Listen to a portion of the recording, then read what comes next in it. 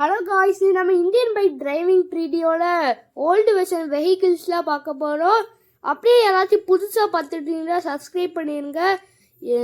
இந்த மாதிரி இன்ட்ரெஸ்டிங்காக நிறைய வீடியோ பண்ணாலும் சப்ஸ்கிரைப் பண்ணிடுங்க. வாங்க வீடியோக்குள்ளே போகலாம். என்னென்ன வெஹிக்கிள்ஸ்லாம் இருக்குன்னு பார்க்கலாம்.